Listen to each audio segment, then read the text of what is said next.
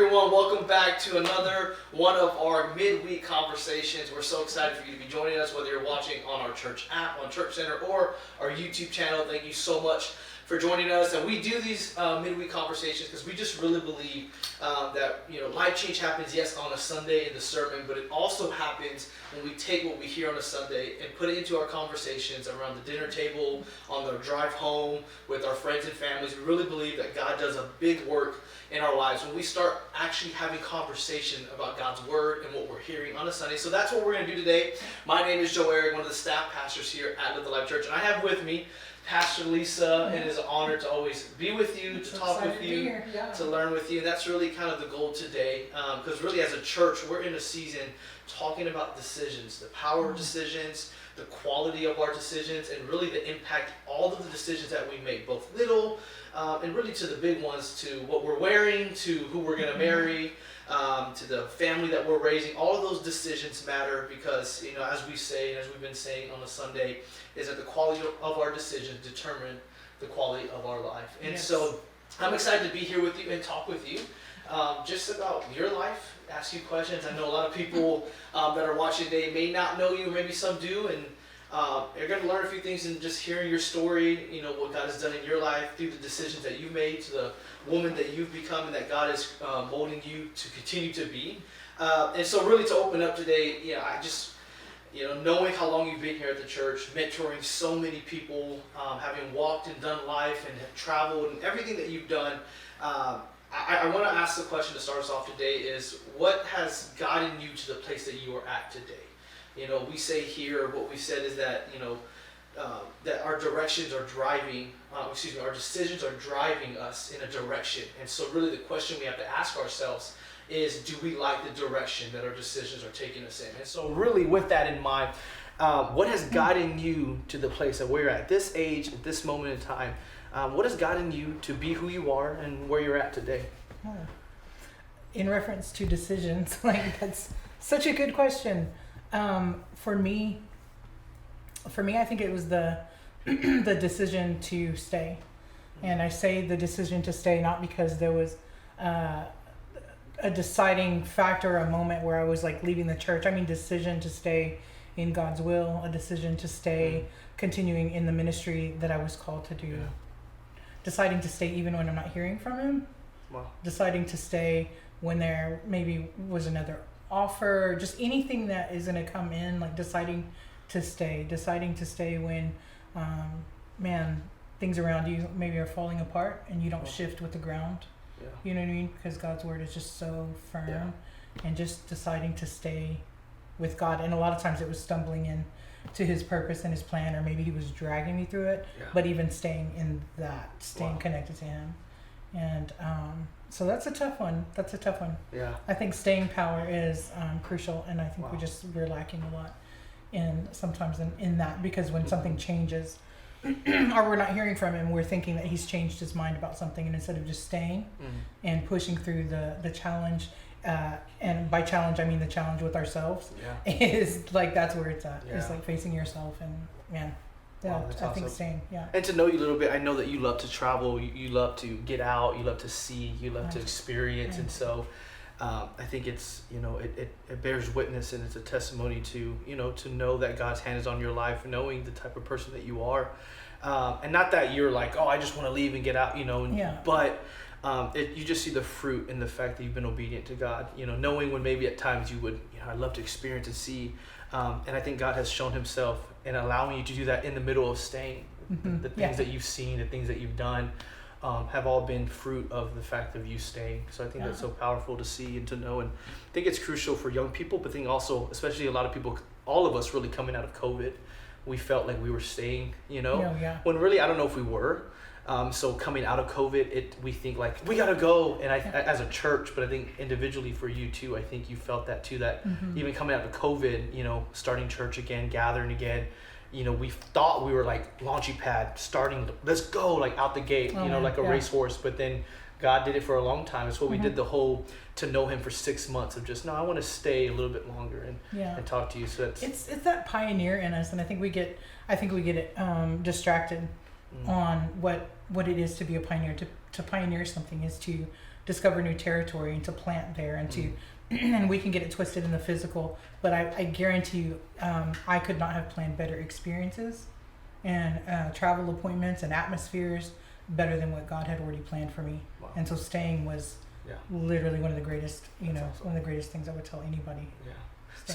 So everything that you've done and all that you've kind of seen and being in ministry and just life and the experience that you have, are there any moments that you wish you could go back and make a different decision? Are there any moments, can you think of any times, or has, even for the amazing Pastor Lisa, is there like a moment or two that you're like, I wish I could go back and change that decision? There's a couple, there's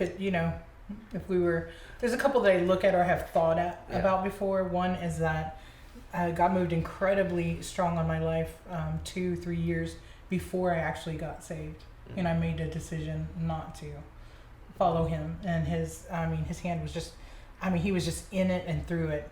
And I always wonder what I could have done in those 3 years. Mm-hmm. You know what I mean? As in ministry. Mm-hmm. Another one was just probably discrepancies in our lives, or failing or falling.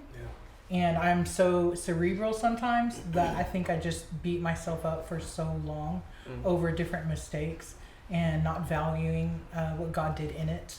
And so I would say not to do that. So I think my regret would be not learning that lesson early, that it's not based on our works or performance. God's love is not measured by that, by our performance, that he just loves. Wow. So that's awesome. And I think we can all agree. I've had my fair share of mistakes and regrets, and I'm only 27, and I know there's many more to come. But in asking you that question, the thought that comes to mind is, especially at being at this age, I have a family, a daughter, married, but still very young. What comes to mind is just this idea that, like, for some reason, we as young people, we just start thinking that there is just this moment in our life as we grow up that we're going to hit a point to where we no longer make mistakes. Yeah. Like we have regrets right now, but for some reason it's been ingrained in us through culture. We read it in books, this idea of like, live life without regrets, like go and, make the most, explore, right? And so we just it's been ingrained in us to think that, like, we're going to get to a place, whatever age that is, to, like, we just believe that, there's going to be a moment we wake up one day, have a cup of coffee, and there's just like this superpower injected into us, like we're no longer making mistakes. And so I guess, thinking that, is that even possible? Yeah. Let me know. Right. Let me know what was in that coffee. Let me know if we attain that, to stop making mistakes. Yeah, because there's really is, like, as young people getting out of college, graduating high school, starting new families, starting, your first job. Even people mid-30s, whatever it may be, we somewhere think along we just start believing that, like, I'm going to hit a point where I no longer have regrets. So I just got to get through these years. And I don't think we ever do. And what would you say to those people? Is that is that even possible that we're going to hit a point? Is that something? I think that no regrets and all that is a great sales pitch. I think it's a little bit twisted and a little bit. I think that, man, as many mistakes as I've made, there's been such great growth out of it, and I don't want to avoid the growth. I don't want to miss the growth, even though it's painful. I don't want to miss that. Yeah. I have made some doozies. I have made some really big mistakes in my life. And then I've made a lot of small mistakes that I think I've spent too much time just keeping here. And the growth that comes out of it is so much more valuable than if you had not fallen at all. Yeah. That's Christ himself. You know what I mean? That gives us the ability to understand another facet of who God is, who the Father is, and how he picks us up, and it's relational, and it's all part of it. So we get to know not just the forgiveness, but the Father. And if we fail, whatever, even financially, we get to know him as the provider. If we fail in any other areas, we get to know making dumb decisions. Surfing on a car down Highway 87 was not my brightest decision, right? But I would have gotten to know him as the healer. You know what I'm saying? Yeah. Had that been necessary. I'm just saying, like, living in regret, like, don't let it slow you down. So regret is, like, really bad, but there's a lesson in every single thing that we're going through. So do we get to that place of no, but we can get to the place where we say, I joy in it. Wow. I can joy in the suffering. And I'm not saying purposefully demolishing and destroying your own life. I'm just talking about you make a mistake and it is not the end of the world. Yeah. That way we don't get any of the glory for coming out of it. We can look back at the situation and God gets 100% of the glory, because we're not made to carry that. Yeah. We are not created to carry glory. We're created, if we receive any, we turn it right back to him. Wow. And he gets all the glory for it. And there's a lot of glory in my story. Go ahead and Hey, hashtag that's that. good. Go ahead. That's Yeah, good. there's a lot of glory in Wow. my story. Because I've made plenty of mistakes. Yeah. And I think that's just a major place for, it's crucial for us to get to as believers, to get to that place where like everything just starts getting, and not superficial or artificial, but genuinely we get to a place where we just confidently, boldly say like, none of this is me. Like I love what Paul says. He's like, I cannot carry this out. So it was God, my Father, carrying me this entire time. Not like, oh, it's not me, it's him, give him the glory. No, but it's not false humility. Exactly, No, but yeah. this true identity of being like, no, I really have a loving Father in heaven that has been carrying me, holding my hand. I stumbled, but I did not fall. I'm really living out that promise. And so I want to give you some scenarios, really, because I know there's going to be different people watching in different life situations, and ask maybe just to get wisdom on maybe some things that they're going through. And the first thing is, what would you say to someone who has really two good decisions in front of them? Not a bad one and a good one. It's like, good. well, this is it, good decision. But what if someone that's watching today has two good decisions and they're kind of stuck and they're like, I don't know what to do? What would you say to that person that's offered 2-3 good decisions? Man, what a great problem to have. Don't over spiritualize it. Yeah. It's because we frequently think that door A is good, door B is bad or whatever. Don't over spiritualize it. Sometimes we've gotten to the place where God can trust us with 2 doors or 3 doors or whatever. So what's the benefit? Like what do you want to do? You know what I mean? Which way do you want to go? So there's not necessarily always a right and a wrong. And when you know that, then sometimes he's opening up multiple doors, and the way he is faithful, sometimes he calls us faithful. If we've been faithful, then you pick. So what a great place to be, that God would give you a multiple choice decision. You know what I mean? Not like, obviously, not the ones that you want or desire, are going to destroy your family down the road and disconnect you from your people and all that. Like, let's not lose our, rationality. But 2 great decisions are such a win and such a compliment on your life from the Father, I think. Like, man. Wow, I didn't even think about if when I never thought about that. Like when you have 2 great decisions, to actually stop in a moment, again, not to pride yourself and to make your head grow bigger, but to actually think and to be like, wow, like it is an honor that I could have these 2 great opportunities. Yeah. Like, thank you. So it should bring gratitude out of us when we have those 2 good decisions. I love that, not over spiritualizing it. And I think that's where that scripture comes into play, where it's like the Lord will give you the desires of your heart. When your desires are in line with his desires, of course he's going to give you those desires. And sometimes it's not just 1, it's 2, 3. Yeah. And so another question, maybe for someone that's in a different situation is, what would you say to someone who gets paralyzed, like actually physically paralyzed, mentally, emotionally just paralyzed, a stop? Another way of saying it, they get fearful when it comes to making decisions. Like, what would you say to someone that struggles because of fear?